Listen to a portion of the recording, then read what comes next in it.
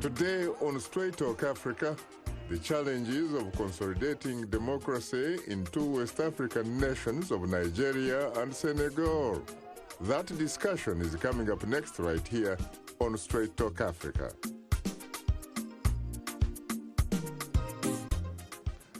Hello, welcome to Straight Talk Africa, live from the Voice of America headquarters here in Washington. I am Shaka Ssali, and today we are talking about the upcoming presidential elections in Nigeria and Senegal. At least 10 African nations are expected to hold general elections in 2019, according to the International Foundation for Electoral Systems. What's really at stake as these countries use the ballot box to deepen the quality of democratic governance? My colleague Paul Ndiho has more.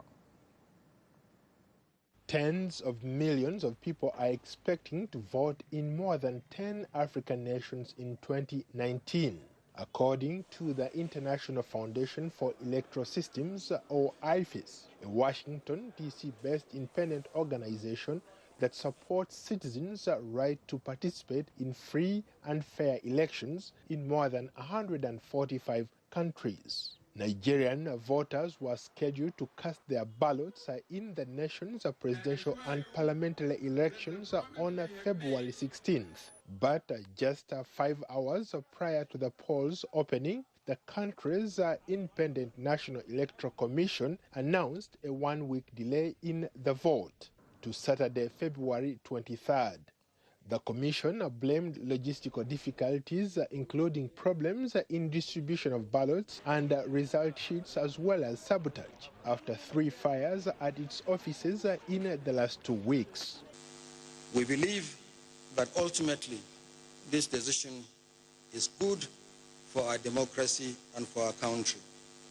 I wish to assure you of our commitment to free, fair and credible elections. 2 main political parties swiftly accused each other of orchestrating the delay as a way to manipulate the vote, a sentiment echoed by some voters, many of whom had traveled long distances to vote in their hometowns. Political observers are predicting a tight race between incumbent President Muhammadu Buhari and chief challenger, former Vice President Atiku Abubakar. Buhari, 75, has been in office since 2015. In Senegal, voters head to the polls on February 24th, where incumbent President Macky Sall is facing 4 other primary challengers. President Sall, 57, was first elected in 2012. 2 opposition leaders, former Dakar Mayor Khalifa Sall and ex-Minister Karim Wade, were barred from running due to previous convictions for misuse of public funds. Thousands of supporters of both former candidates have staged protests in recent months calling for fair and transparent elections. The former French colony is seen as a model of democracy in the region, having never experienced a coup and successfully staging peaceful transfers of power in 2000 and 2012. Stakes are high in South Africa as voters gear up for general elections on May 8th. The ruling African National Congress Party, ANC, is looking to reverse its declining popularity due to weak growth, unemployment and corruption. The opposition has latched onto ANC's corruption as an election trump card. The ANC is facing a tough fight to retain its dominance and proposing constitutional changes to address land right issues. The far-left South Africa Economic Freedom Fighters Party has land exploration and jobs at the top of its election agenda. Malawians are expected to cast their ballots in tripartite elections on May 21st. Voters will select a president, members of parliament, and local councillors. The election pits incumbent President Peter Mutharika of the Democratic Progressive Party against his former Vice President Saulas Chilema. Political observers say Chilema is seen as the biggest threat to Mutharika. Meanwhile, former President Joyce Banda has also joined the race after reversing a decision to join an alliance with the opposition. Political analysts say her announcement could be a game changer. Paul Ndiho, VOA News. Thanks, Paul, for that interesting report. Joining us in the studio are three distinguished guests. Ambassador Robin Renee Sanders, former ambassador of the United States to Nigeria. Aliyu Mustapha, managing editor of VOA's Hausa service, and Idrissa from VOA's French to Africa unit. From Nigeria, we are joined by VOA's Grace Alheri Abdu, and from Senegal, we are joined by VOA executive producer Salwa Jaafari. I have to say, ladies and gentlemen, that I'm profoundly honored and exceedingly humbled to have the opportunity to host the five of you on Straight Talk Africa. Thank you. Thank you. You're most welcome. Let's go to Dakar, the Senegalese capital. Good evening, Salwa. Hello, Shaka. How are you? Very good. What is the mood like in the land of what I call the land of Osman Sembeni, father of African cinema? Well, I've been here since Monday, and I can definitely say that the tension is growing as we approach Election Day. I've been driving through town yesterday and today, and people are holding rallies. They're meeting each other in their streets. They're trying to rally people in their neighborhoods. They're chanting support of their candidate, their favorite candidate, but they're also insulting them in the most blunt way. The candidates they don't like. So the tension is definitely growing. Yesterday, I've been on the main street here, the Corniche Street, and it's full of billboards. There are billboards of candidates everywhere. And what was interesting is that most billboards were vandalized, mostly the four candidates, except those of Macky Sall. I'm not saying that Dakar supports Macky Sall 100%. I'm sure if you go to Thiès, for example, the turf of Idrissa, you'll find the same way, pictures of Macky Sall destroyed. So tension is everywhere. People are expecting the elections. Local news are covering the elections, of course. Yesterday, I watched the news bulletin of the public channel here, RS1, and they were showing report after report, reassuring people that the ballots have been distributed, that everything is ready for the electors to go and vote in the most peaceful way. There was like 3 governors giving their statements saying that security will be assured, and they dispatched police and soldiers to make sure that everything is going to be all right. What's interesting, Shaka, yesterday is I was watching, and maybe one of your guests, Idrissa, can help me with this. So I was watching, and all of a sudden, in the middle of all these reports, there was a report on former President Abdu, and the whole report was basically praise of Abdu. As you know, Abdu is a former president. He came back to Senegal last week to call everybody to not go and vote, to boycott the election. He also said something about burning the ballots. And here in the middle of a news bulletin in public channel, you have praising of this figure, this public figure. So maybe Idrissa can help me with that, but that was interesting. The other thing, well, there's been some violence a couple of weeks ago, 1 death and many injured, but since then there's been nothing major happening in the country. Macky Sall, as well as the other candidates, have been calling people to calm down and to make sure that they go to vote for their favorite candidate. So we'll see for whom they're going to vote in a couple of days. Now, sir, we know, of course, that Macky Sall has really been a good leader, someone that has governed his country, at least according to a lot of people, very well. But what about the emergency of the person that seems to be a rising star? I'm talking about Osman Sonko. Is he to a certain degree, drawing traction? Well, he is in the sense that, well, for starters, he managed to collect the 53,000 signatures necessary for his sponsorship, which was a surprise. I mean, he's a young man. He's 44 years old. He's never been minister before, unlike the other candidates. He's been a public servant for years, but he's been sacked because he published a book criticizing Macky Sall and his entourage and accusing him of corruption. And since then, he's run for to be a member of parliament, which he is since last year. So young people like him because he's kind of a fresh air. I mean, the rest of the candidates are kind of older. We've seen them before. Most of them have worked with former President Abdoulaye Wade. So this Sonko is kind of a new thing, and he uses social media.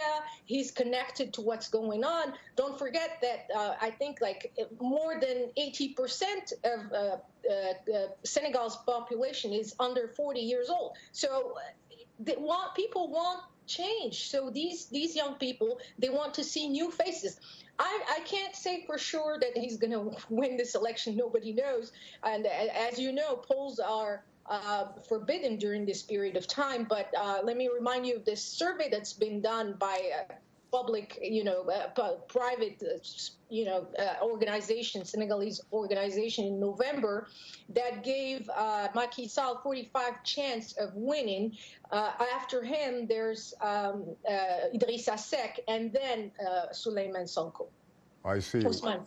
Well, on that note, thank you very, very much, Salwa, for your briefing. Thank you. You're most welcome. Let me come to you, Ambassador Robin. I'm sure you know Macky Sall well, and Macky Sall has really been, by all indications, a very good leader. Do you think there is a chance that people in Senegal will probably be voting for Macky Sall for a second term, or are they probably going for change?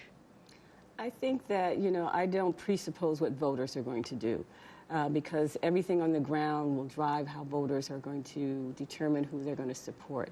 I think that from the perspective here in the United States, we think that Macky Sall has done a very good job in terms of opening up dialogue, the development process, trying to move Senegal forward. But I've learned from years of being an election observer that never presuppose what voters are going to do at the polls if it is a free, fair election that has an even playing field for everyone.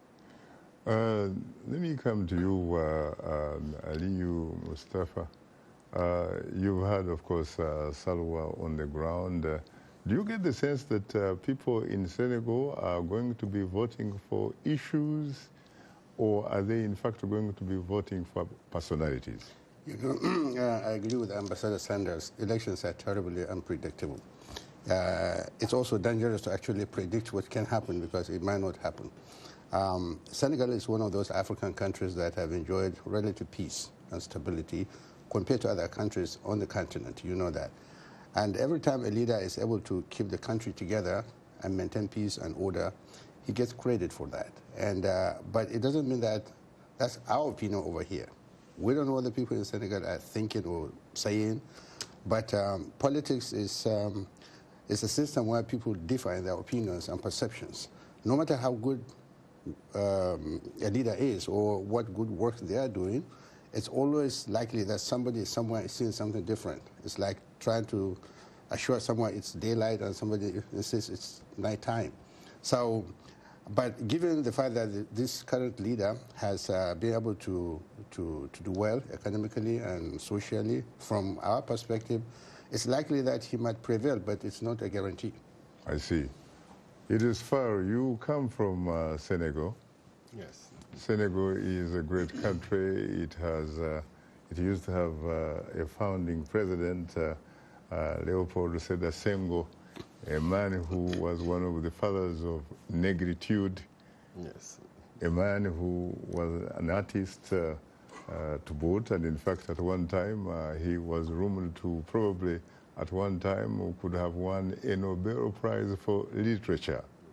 Yeah, he was a member of the French Academy of, and I think all the Senegalese now, they have a lot of respect for Senghor because he ruled the country about 20 years and decided by himself to leave the power.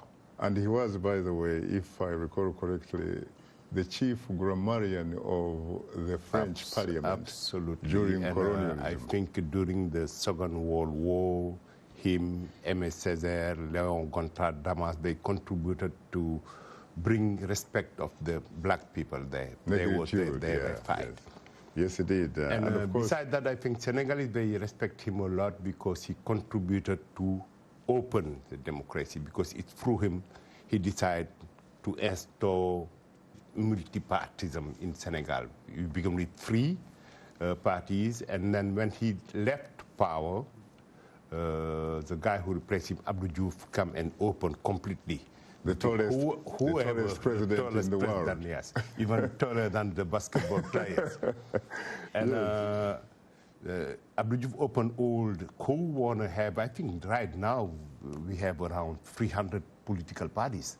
Yes. Some of them very teeny. We call them cabin telephonic parties. Yes. And Abdu himself, he was beaten by Abdoulaye Wade. It was the first transition pacific through election where Senegalese won and get rid of one president. It was Abdou Diouf, and Abdoulaye Wade came to power. And he has, of course, the distinction of having conceded he called him that with night and tell him that you lost, and I gave him power. He went to Paris and was head of the Francophonie for years. Now he's back in Senegal taking care of his grandkids and things like that. You also, of course, have the distinction of having produced Cheikh Anta Diop, the great intellectual, the man who said the Egyptian pyramids had Negroid features and therefore could probably have been built by Africans. They're still there because I think Cheikh Anta Diop did a lot of research to say that the first civilizations were black, that Egypt, the Egypt of Pharaoh, were black. And in Nation Nègre et Culture, he contributed to elevate the way the colonizers were trying to show black people and the diaspora for his work. Until now, you have Pan-Africanists celebrating him because he gave back to us what belonged to us really. We are the diaspora and we were the first civilization on earth. We did a lot of things that people can see until now when you go to Egypt, when you go to Ethiopia, and when you go to Sudan. That part, I think, helped Senegal a lot because they have great intellectuals. I heard you talking about Ousmane Sembène. Ousmane Sembène, of course, the father of African cinema. African cinema. I had the honor to be taught by him in the 1980s at UCLA Film School. That guy, we have a personal relation because I was a pipe smoker when I was younger. And whenever I will come back from Paris, I will bring him a pipe. And most of the pipe that guy you will see. Really? Yeah, I will bring him those pipes. The author, of course, of many books, including the classic God's Bits of Wood. Absolutely. And then later we come back in 2000. That guy, Abdoulaye Wade, also beat Abdou Diouf through electoral process. But in 2012, himself, he was beaten by the actual President Macky Sall. And he, too, conceded defeat with grace. Yes, he had to. Because now, do you think that we're going to look at an election, frankly, that is driven or based on personalities or issues, especially given that the last time I checked, there is a very, very serious shortage of water in your country? Yes, but what's surprising, I called my mom, she's still there. I said, you don't have water. Why are you going to work for this guy? They are working. The water going to come. So what can you answer about that? Yeah, and my mom... We're talking about 4 million people, apparently. She lives in a town called Rufisque, and I call her, this guy is not bringing water. You're going to work for her. Yes, it shows that they are working. And we see what they are doing right now. So, but not the youth. But talking about democracy, You obviously have a very good record in the sense that in addition to, for example, the founding father having actually stepped aside and handed over power peacefully, whereas in fact there are so many other countries on the continent where you have individuals saying that they cannot possibly leave power because if they did, those nations will probably collapse. You also have an incumbent president, Macky Sall, who has actually reduced the term, the years that a president could actually serve from 7 to 5. Yes, because the constitution under Wade was saying 5 years. Abdoulaye Wade changed it because he wanted to run for a third mandate. Yes. And it did not work out because in 2012, Macky Sall beat him and he accepted graciously and went to Paris since then because he was very angry. His son was not allowed to run. He was condemned for stealing money. And after that, I think he was kind of, not pardoned, but he lived in Qatar. And Wade, I think, all these years never accepted that his son did not become president because the main issue people were discussing in 2012 was Mr. Wade want to run a third mandate to give the power to his son. And Senegal is not like Togo, I am sorry, it's not like Gabon, I am sorry. Senegal is obviously neither a monarchy nor a kingdom. No, and I think it is a very proud republic. Clearly, and people get rid of him. And he's still very angry because his son did not run. But all Senegalese know that Karim Wade, the son of Abdoulaye Wade, never won a single election in Senegal. He was beaten into his own neighborhood during local election in Dakar, in the neighborhood called Point E. He never won anything. Interesting. And the dad was so mad that after that loss, he decided he's going to appoint his son Minister of the Earth, the Sea, and the Sky. It's how Senegalese call him. And when I listen to press agencies presenting Karim Wade as a leader of the opposition, I say they don't know what they are talking about. At least the former mayor, I would say. But Karim Wade, no. Very interesting. Let me come to you, Ambassador Robin Sanders. When you look at the democratic process on the African continent, you will agree with me that for some reason, the West African part of the continent seems to be doing reasonably well. The ECOWAS countries, when you talk about democracy, you seem to be doing very well in West Africa, especially when you compare with East Africa and North Africa. The second part of the region probably is Southern Africa. You served for several years in Nigeria as U.S. Ambassador to Nigeria. What do you think is probably the secret behind that? Well, I wanted to start by saying, you know, this is a year for African youth. Because the voters will primarily be young people across the continent. And so particularly in Senegal, particularly in Nigeria, and particularly for all of the 10 elections that are coming up. So I think that the dynamic shift that we are seeing, you know, in West Africa, we have some challenges, clearly, going forward. We have some challenges, of course, in East Africa, and we'll wait to see what happens in South Africa later in May. But I do think the shift is taking place because you have the bulk of the population, the young voters. The young people, the changing demographics. The changing demographics, and I think, probably some would say in tandem with social media. Well, both things have to work together. And I think technology, social media, but the real desire, I work with a lot of young people, as you know, in the work that I do today, and this real desire for change. This real desire for a change in leadership, for younger leadership, to see the continent really live up to its potential. So I think that, you know, this is definitely a young voters election across the entire continent. And if you don't have the young voters with you, and I think they impact on whether or not people are voting for issues or development. Because I think that if you're voting for personalities, that's one group of the electorate. But I think with the young people, they're looking for not only issues, but also change and development. You're talking about young people voting and what have you, and that probably is assuming, as a matter of fact, that a lot of these countries indeed hold elections. Mm-hmm. There is a lot of evidence, in fact, that on the contrary, a lot of countries on the African continent hold selections, mm-hmm. not elections, mm-hmm. whose results, for example, would reflect the will of the people, mm-hmm. but in fact that results tend to reflect the will of either the person who announces the vote mm-hmm. or the individuals who count the votes.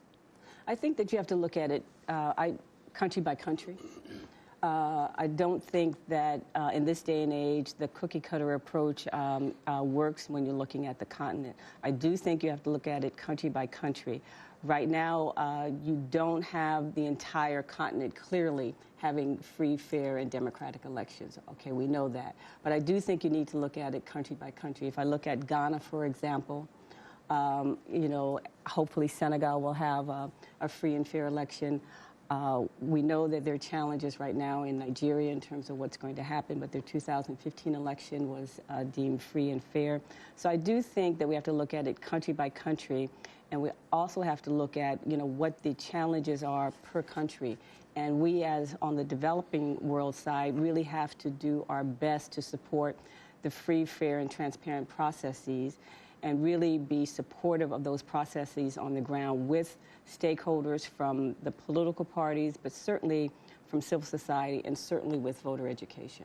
Aliyu, the reason I actually brought about West Africa, ECOWAS, you know, member countries seems to be doing much better than the rest of the continent, is sincerely because when you look at Senegal, for example, it should be one of those countries that you could probably classify as one of the beacons of hope for African democracy. You could add on Ghana. You could add on Benin.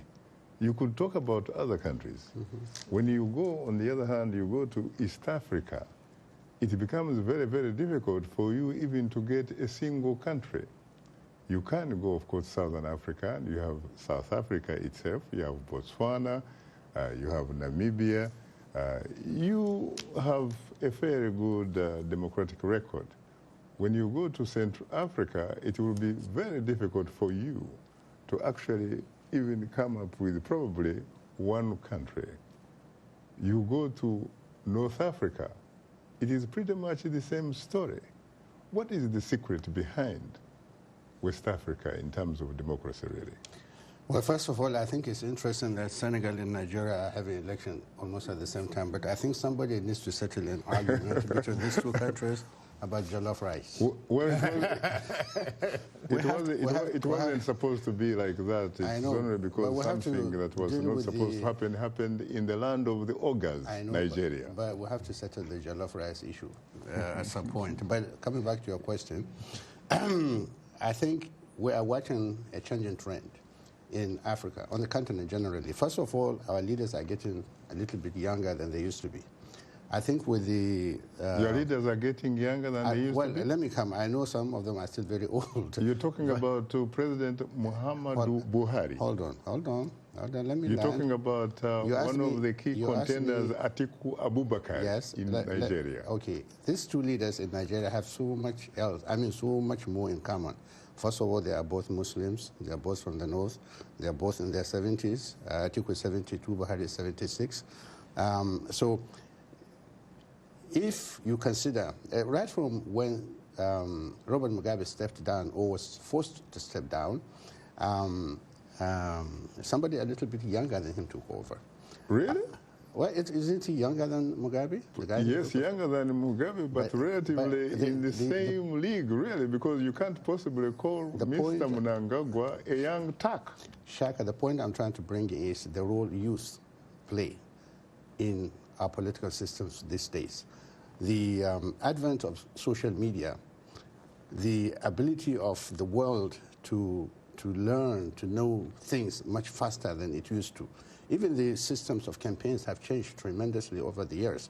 But that is not limited to West Africa. No, I know, but it is also contributing to the changing trends that you are witnessing in Africa.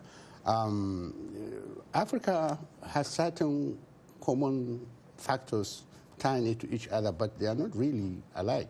If you divide Africa into two, between Francophone Africa and Anglophone Africa, the way things are done politically are not really the same way. So if you take that route, what about Lusophonic Africa? Right. Well, Africans are Africans anyway. That's why I say you can't do a cookie-cutter approach, basically. You really have to look at what's happening in each and every country. Right. And even the role that the judiciary has played negatively or positively in some countries. If you look at last summer with the role that the judiciary played in the Kenyan election, having the Kenyan election to be redone. So round one and round two. But not round two, really. But I think that's why I don't like the cookie-cutter approach, because I think that the dynamics on the ground for each and every country is so drastically different. The one thing I will say overall, though, is the role that the youth voters are going to play in all of the elections that are coming up. Well, I have to say, time is not our best ally. Those guests of mine in the studio. Let's go to Abuja, where my colleague Grace Alheri Abdu is standing by. Good evening, Grace. Good evening, Grace. Hi, good evening, Shaka. How are you? Good evening. Can you hear me? Yes. I'm doing wonderful. How are you? I am hugely terrific. What is the mood like on the ground in Abuja? Nigerians are ready and eager to go to the polls come Saturday. You know, even after the postponement of the elections, you know, there were people thinking that a lot of people will be discouraged and either not go back to their villages or places where they register to vote. But what we are hearing on ground is totally different, because I can see there's a lot of excitement. As a matter of fact, some of the political groups called on their members, if you already travel out of city, wherever you travel from, you should stay where you are until you cast your vote. And so if you go to offices, a lot of people are not back. They decided to stay back. And those that are able to come back, either to, for instance, people traveling out of Abuja to their respective states, those that were able to come back came back with the intention of either leaving tomorrow or on Friday. So I can tell you there's a lot of excitement about this election. Now, talking about the excitement, Grace, what is driving the campaign? What has been driving the campaign so far? Has the campaign really been on issues? Have we talked about the Nile Delta, for example? Have we talked about unemployment? Have we talked about those types of things? Or is it about personalities?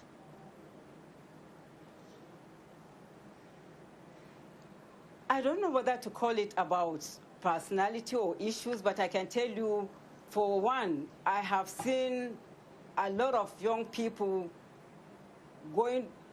determining to cast their vote for the first time, not that they just turned 18, but for whatever reason, they are gingered up and they are excited. And I've seen women group mobilizing other women to go to the polls. I know, for one, the candidate for People's Democratic Party, that is Alhaji Atiku Abubakar, has promised the youth and the women that if elected into office, he's going to give the women 30% and he's going to give the youth 40% of all his cabinet positions.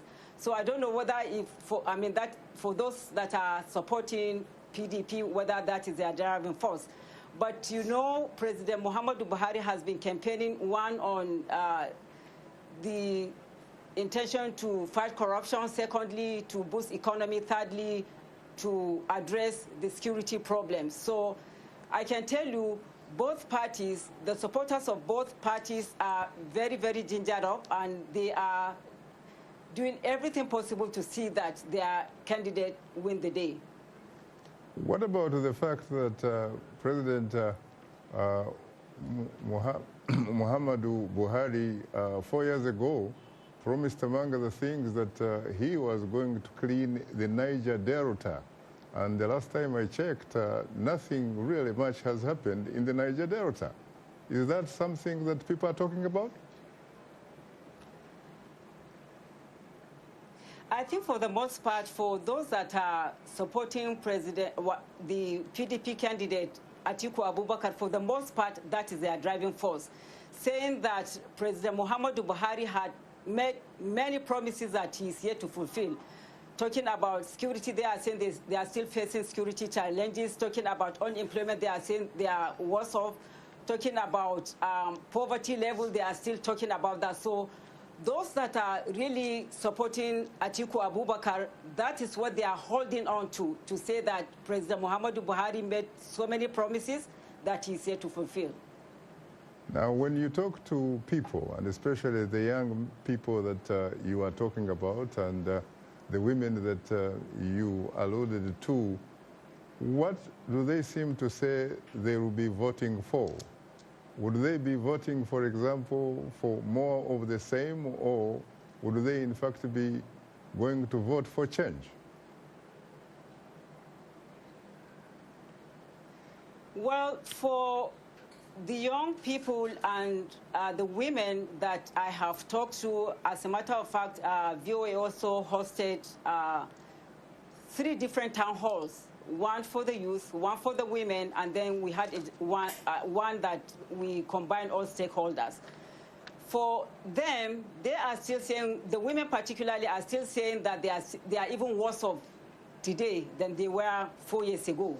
They talked about during Obasanjo regime, they had almost 40% women positions in the cabinet, and they had very, very high and sensitive positions. You remember that Ngozi was Minister of Finance, you know. So they are saying that they are worse off because today they have fewer women going for elected positions, like very few women that got the nomination of their parties to run for federal electoral positions. They have very few women. As a matter of fact, we have just one woman that is deputy governorship candidate in the north. That is Ene Ede from Benue State, the deputy governor for People's Trust. So they have very few women now than they had in the past. So they are saying that if they will have any candidate that will promise that there's going to be change, that is the candidate they are going for. Thank you very much, Grace Abdu, for your insight. And good luck in your coverage of the elections in Nigeria. Thank you. You're most welcome. Thank you very much. Thank you very much. You're tuned into Straight Talk Africa. We'll have more of our discussion in a moment, so please don't go away, because we'll be right back with you.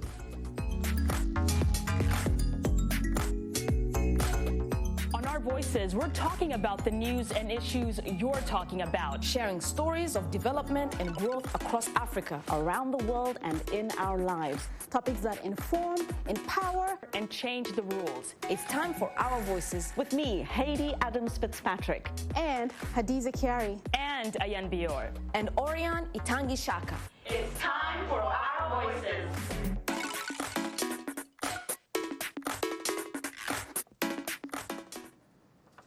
A reminder that we appreciate all of the audience feedback. Straight Talk Africa streams live every Wednesday on Facebook.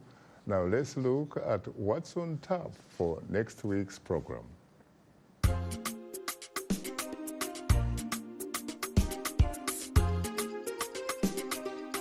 On the next Straight Talk Africa, 2 major elections are coming up this weekend.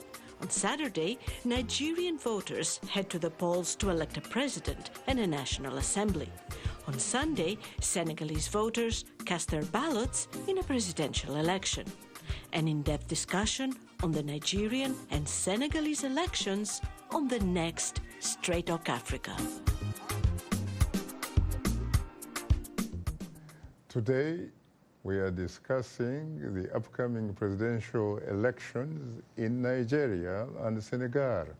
Our guest, Ambassador Robin Renee Sanders, former U.S. Ambassador to Nigeria, Aliyu Mustapha, Managing Editor of VOA's Hausa service, and journalist Idrissa from VOA's French to Africa service. I have to say, ladies and gentlemen, that I'm profoundly honored and exceedingly humbled to have the opportunity to host the three of you on Straight Talk Africa. Thank you very much. You're most welcome. Let me come back to you, Robin. When we talk about Nigeria, that must be very, very familiar territory. Yes, it's very, very familiar territory. I consider myself a friend of Nigeria, and I watch what happens there politically and economically quite closely. Are you surprised that the election wasn't held last week? I was surprised by the shortness in the time for postponement. I think that really, I don't get stunned that easily, but that one really shocked me, and I think it shocked a lot of people. I don't think the postponement per se was a shock because they've had postponements in 2011 and 2015, but 6 hours or 5 hours before the polls open, I think that really threw a lot of people. And I think as a result, you will see or are seeing already the stepped up rhetoric between the two main political candidates.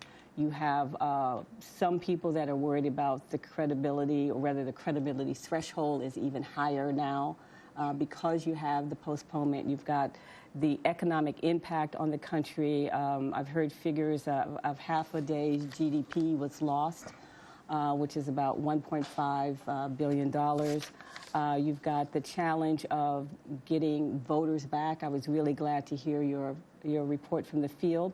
But even with that, you'll have some attrition where people that could not get back for various reasons. And so you're going to, even if you don't have apathy, you may have voter attrition. And so the key will be what happens on election day, whether or not people have confidence in the process on that day, given everything that's gone before. And then you will also have some challenges that we have to watch right after the election to hopefully assume that if the process goes well and people have confidence in the results, that will still lead to a peaceful process post-election. So those are some of the key challenges. Aliyu, you come from Nigeria, the land of the Ogas. Were you surprised about what happened last week? I was, like the ambassador, devastated by the development because of the very short amount of time between the announcement and the actual time of implementation, meaning when people were supposed to come out. I was watching television here in Washington, D.C. at about 9 p.m., which would have been 3 a.m. in Nigeria. At 3 a.m., probably 90% of Nigerians would have been asleep. The president himself came out in the morning shocked, just like Atiku was shocked. So he told me a few things. One, whatever made INEC take that decision must have been really big. To what extent is INEC independent? To the extent that it is not subordinate, for example, to the resident of Asorok, the president. Being a government parastatal, it cannot be 100% independent. But first of all, I have to give credit to both President Buhari and former Vice President Atiku Abubakar and INEC for their ability within a very short period of time to calm Nigerians a little bit too. It's like 4 or 5 days ago since this election was postponed. But within that short time, all the stakeholders, being the president and his ruling party, the APC, Atiku Abubakar and his PDP, and INEC, have gone really far in coming out on a daily basis to reassure Nigerians. In fact, I have a newspaper clipping that says only God can stop Saturday. This is from INEC. Very interesting. So this kind of reassurances keep Nigerians hopeful, and it keeps things down too. It keeps the country relatively calm and at peace. The problem we have right now is the remark that President Muhammadu Buhari made 2 days ago about his concern for ballot snatching, and the remark that he made indicating that he had given its military commanders orders to deal, quote-unquote, ruthlessly with anybody found to be snatching ballot boxes, which the opposition is translating to be a shoot and kill order from the president. All sides have been trying to... But normally, who would be snatching ballot boxes? It's a very common practice. Are they ordinary people or are they security personnel, really? They are supporters of both parties. This happens. This is a very common practice that takes place. Yeah. Yes, it's a very common practice. It happens. In Nigeria? In Nigeria, it does really? happen. Yeah, it does happen. Now, let me ask you this question too, Aliyu. Normally, elections are postponed either a day before or days before or a week before, but not on the very day of voting, really. It seems to be very, very unusual. The last election in 2015 was postponed for months, actually, not days. But was it postponed on the exact date that people were supposed to vote? That's what I'm asking. That is why Nigerians are still speculating as to why. And INEC has given the official reasons as far as INEC is concerned, saying that logistical problems, the burning of certain INEC offices in some parts of Nigeria, and its inability to take things to all the locations where it was supposed to have taken them to, was, but these are usual issues. These are usual problems that electoral commissions usually face and confront almost every time there's an election. But right now, the election would have taken place from what we had on Tuesday, which would have been yesterday, but they decided that card readers had been programmed to work only on a certain day, meaning they needed time to make sure that the card readers were that they did some work on the card readers to make sure that they work on the next Saturday, because they were supposed to have just worked on the Saturday, the 16th of February. So now, like I'm saying, nobody knows. The problem is a lot of people were very disappointed, to the extent that some people say they are not coming out to vote. But I'm glad to hear Grace say that people are actually coming out to vote. That, with the fear of this order that the president had apparently given to security agents, could affect the turnout. We don't know, but we're hoping that things would work out. We're talking about at least 84 million potential voters here. Yes.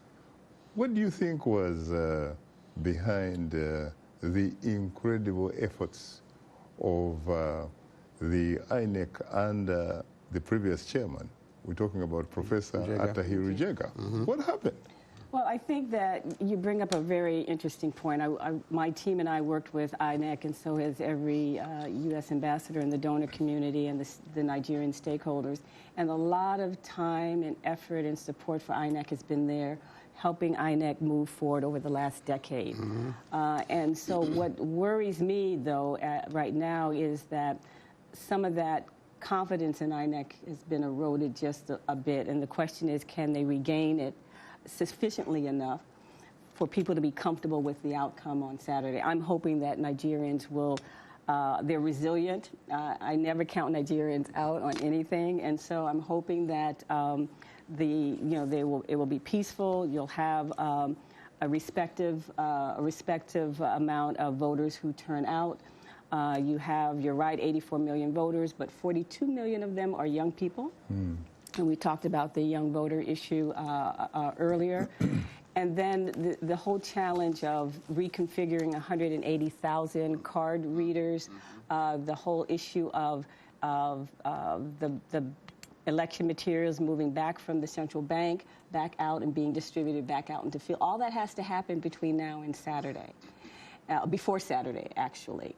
And, going back to the postponement issue, we talked about 2011, 2015, early postponements. Nobody would have been surprised by that. What I don't really understand, though, say that all of these things were challenges. The weather, the logistics, reconfiguration, all of those challenges.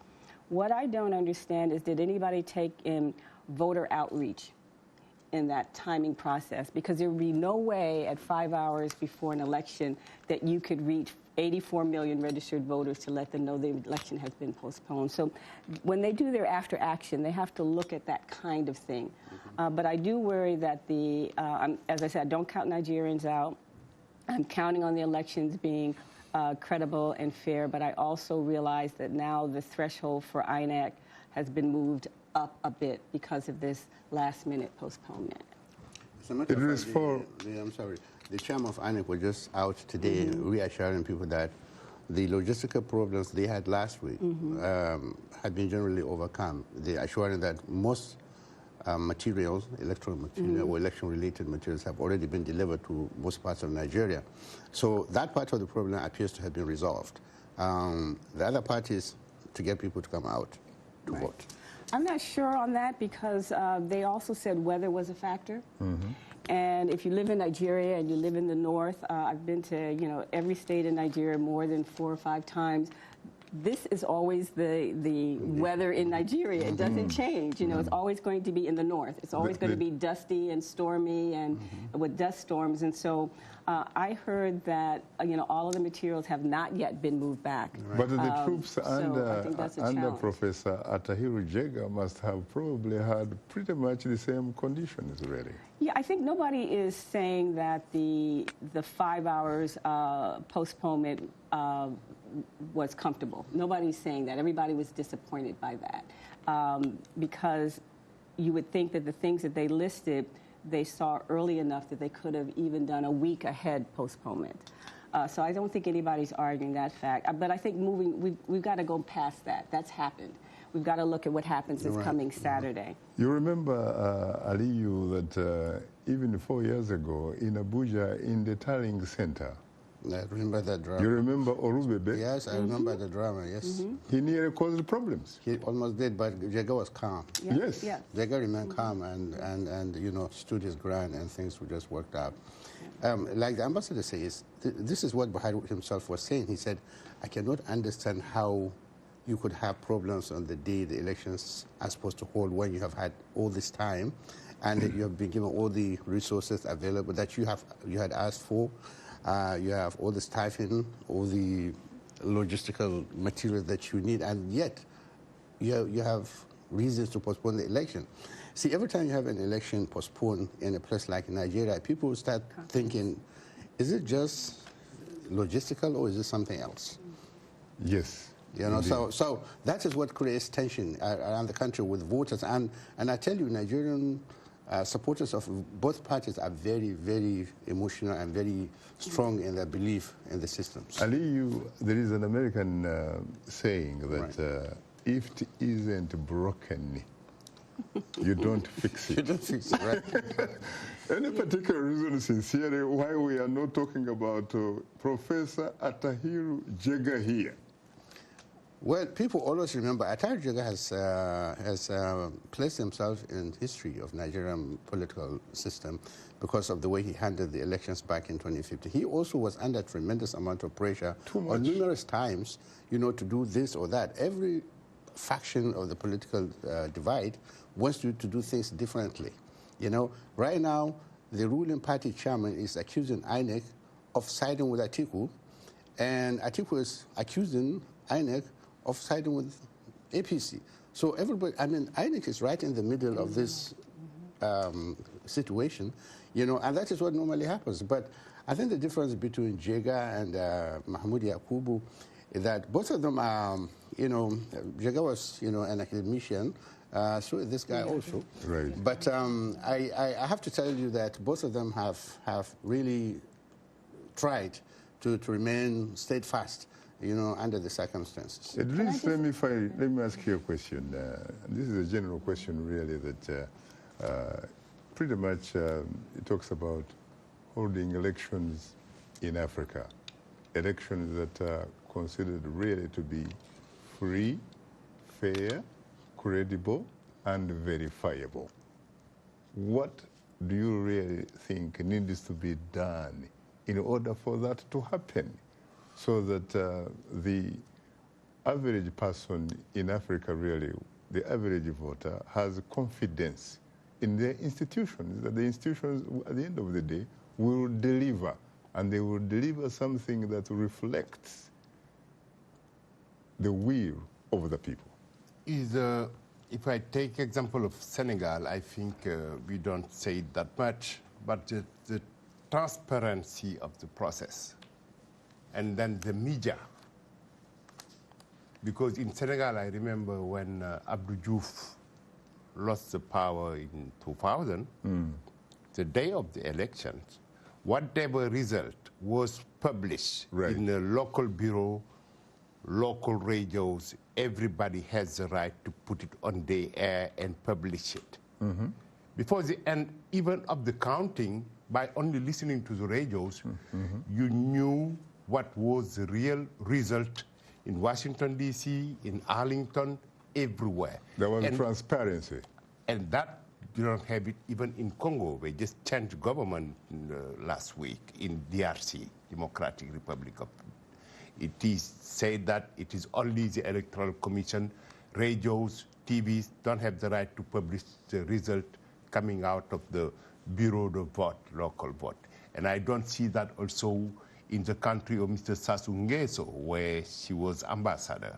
You don't have the right to do that. The former Congo Brazzaville. You will arrive at a situation where when people cast their vote and the result is somebody else who published it and nobody can contradict him. What happened in DRC, you see in December, the radios were not allowed to publish whatever was there. So the Electoral Commission decided, okay, Mr. Felix Tshisekedi won, and the other guy is saying the contrary. And it's the same in Uganda, your own country. You don't have the right, the local radios, private radios, and papers to publish how people voted in Kampala or in any other city, Entebbe, because there is a guy there for 33 years, and he wants to stay there. There is no transparency in holding election in most of African countries. In most of those countries that you mentioned, aren't you sure that they are challenged with the issue of lack of freedom, for example, of expression? Well, who could challenge them?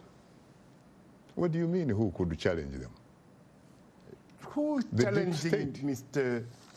Museveni? If you challenge him, he put you in jail. Who's challenging Mr. Denis Sassou Nguesso? But you challenge him, you go to jail. But why does he, Mr. Museveni or Mr. Sassou Nguesso, why does he have to do that? Because where does he, in fact, get the mandate to do that? Because the last time I checked, those two are supposed to be servants of their people. Well, it's technically, yes. You know that better than me. Technically, they are supposed to take care of their population, but that is not the case. You know that better than me. We can talk here, but they are the officials. So how can we bring about a paradigm shift? Well, I think the paradigm is changing because she just said that the youth, and you're going to have a lot of change. But the youth operate in an environment that is obviously controlled by some forces, somebody. But, you know, the US, France, all those former colonies, they prefer having stability than sometimes changes. So what is stability? Are you talking about the absence of war? Absence of violence, or without, in fact, the presence of social, economic, political justice for everybody? Well, I think it's not the agenda for many developed countries. Well, unfortunately, time happens not to be our best ally. There's no democracy in Studio 47. If the producer says go, you go. And on that note, today's guests were Ambassador Robin Renee Sanders, Aliyu Mustapha, and Idrissa. Earlier in the show, we spoke with Grace Alheri Abdu and Salwa Jaafari. Thanks to our audience for tuning into Straight Talk Africa. In the meantime, get better, not bitter, Nigeria and Senegal. And please remember to keep the African voice alive.